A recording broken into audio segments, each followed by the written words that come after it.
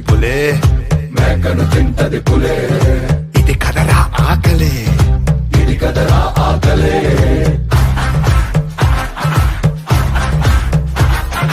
పులినే తింటది చావు, చావుని తింటది కాలం, కాలాన్ని తింటది కాళే, ఇది మహా ఆకలే.